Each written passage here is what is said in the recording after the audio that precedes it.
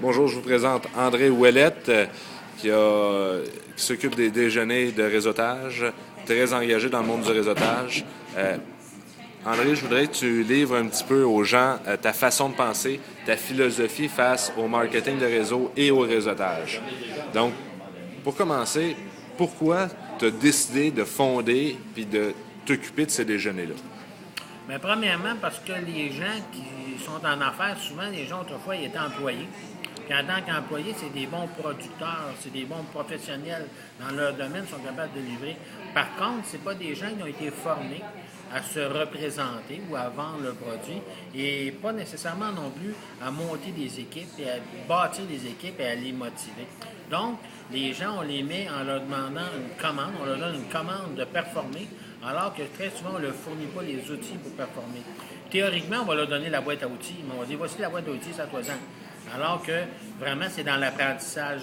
Les déjeuners ont pour but de créer de l'entraide, ont pour but d'échanger entre les gens qui vivent la même situation, puis qui ont des succès, puis qui ont des performances. Et donc, on s'en va donner ces gens-là, oui, des outils, comment se servir les outils, mais aussi, on va leur donner comment s'appuyer, comment aider, on s'en va leur donner des conseils pratiques, et on s'en va, dans le fond, les sortir de leur isolement.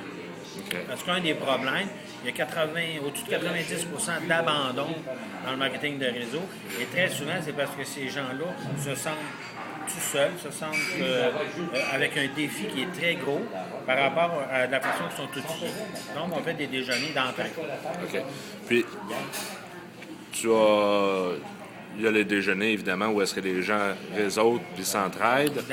Tu as aussi des formations que tu donnes Oui, des formations en prospection. en prospection. Parce qu'un des problèmes des gens, normalement, c'est dans leur prospection, comment c'est beau dire on va bâtir une équipe, mais il faut savoir où aller la chercher et comment aller la chercher.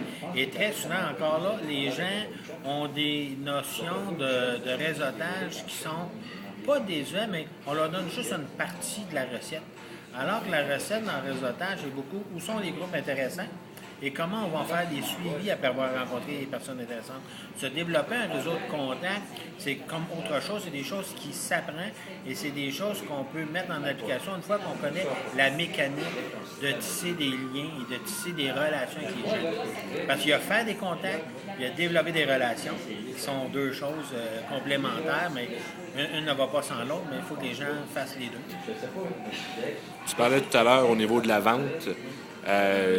Selon toi, l'importance de bien savoir vendre autant son opportunité que son produit dans le domaine du marketing de réseau, dans tout autre domaine, c'est quoi l'importance que tu consacres à ça pour l'évolution? L'importance est tellement importante. Au-delà de la personne elle-même, parce que la personne se vend, mais il faut qu'elle se vende. Feu Pierre Pellado, le Québécois, disait fournissez-moi une bonne équipe de vendeurs, je suis capable d'acheter le reste. Fait que dans le fond, si tu es capable d'avoir des contrats, si tu es capable d'avoir justement de recruter des gens dans ton équipe, le reste va t'amener des revenus. Avec ces revenus-là, tu peux acheter des conseillers, tu peux acheter des gestionnaires, tu peux acheter de la publicité, tu peux acheter du marketing, tu peux acheter plein de choses, mais à la base, il faut que tu ailles chercher un contrat avec un client. Hein, tu as beau être le meilleur technicien ou le meilleur professionnel, si tu n'as pas de contrat à faire, tu manges pas. Donc à la base, il faut aller chercher les clients pour ce que tu es capable de produire. Donc, aller chercher les bons clients dans les bons créneaux, dans les bonnes niches et développer avec ça ta prospérité. Tu as développé aussi des salons, un genre de mini-salon de la franchise, de l'opportunité d'affaires dans le domaine du marketing de réseau, qui est, personnellement, moi, c'est la première fois que je voyais ça, j'ai trouvé ça très intéressant. Qu'est-ce qui t'a emmené, puis qu'est-ce que les gens peuvent aller chercher là-dedans? Pourquoi tu as créé ça, puis qu'est-ce que les gens vont aller chercher dans ce salon-là? Bien, j'ai créé ça parce que, d'une part, il y a beaucoup de gens qui veulent avoir un revenu supplémentaire. On sait qu'en 2012, il va y avoir à peu près 100 000 boomers par année qui vont prendre leur retraite pendant 20 ans. Donc, on voyait beaucoup de gens qui, dans le fond, arrivaient à un temps de leur vie qui n'ont peut-être pas le revenu suffisant pour être à la retraite à temps plein. Donc, ils vont chercher un revenu supplémentaire. Ils vont chercher peut-être aussi un genre d'emploi qui a une flexibilité d'horaire. Et le marketing de réseau est parfait pour ces boomers-là. Fait que déjà, en partant de ce constat-là, je savais qu'il y avait une opportunité d'affaires, de clientèle qui va vouloir joindre au marketing de réseau. Maintenant, le marketing de réseau, avait à peu près 90 et plus d'abandon. Donc, il y avait un problème de rétention. On dit, OK, il y a un marché. Ce qu'on fait avec les soirées sont là pour dire, les gens, vous venez à nos soirées, vous allez être dans un mode de recrutement. Vous allez recruter des prospects. Et l'intérêt, c'est qu'on n'aura pas 2 compagnies qui vont recruter des prospects, on en a 25-30. Donc, on a un éventail de tout ce qui existe en marketing des réseaux, que la personne qui se cherche une opportunité va pouvoir le magasiner, va pouvoir rencontrer des choses diverses. Est-ce qu'il y a des domaines d'activité qu'elle privilégie ou pas? Donc, on va avoir comme un genre de supermarché d'emploi à temps partiel dans le marketing des réseaux, dans lequel ils vont pouvoir se développer un revenu supplémentaire, mais qui est souvent récurrent. Donc, à un moment donné, tu bâtis ton équipe, tu vends, mais l'effort de vente est de moins en moins difficile parce que tu as toute une équipe qui sont tes représentants. L'effet de levier. Tout à fait. Oui. Ça va quand même en contradiction avec ce qu'on a connu dans le passé du marketing de réseau, où est-ce que les gens avaient une opportunité, voulaient vendre simplement leur opportunité. Tu prônes beaucoup plus le fait que les gens n'ont pas nécessairement un intérêt pour toutes les opportunités, mais il y a certains produits qui vont intéresser plus les gens.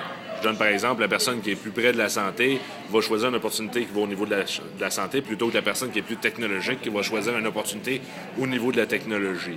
Tout à fait. Mais je vais te donner un bon exemple. Mettons, supposons que moi, je vends de la téléphonie. Oui. Mais peut-être que dans mon entourage, il y a des gens qui seraient intéressés à la téléphonie, mais peut-être pas. Mais peut-être qu'il y a des gens qui seraient intéressés par des produits de beauté, parce que c'est des choses qui les allument, et que tout le côté cosmétique, beauté sont intéressés. Mais à ce moment-là, ils vont être bien plus performants dans ce milieu-là. Mais en étant performants dans les produits de beauté, ces gens-là vont être en contact avec des paquets de prospects et de clients qu'eux autres vont peut-être être intéressés dans la téléphonie. Fait que moi, en mettant ces gens en contact avec les autres réseaux, indirectement, j'amène des centaines de personnes à s'intéresser à ce que moi je fais.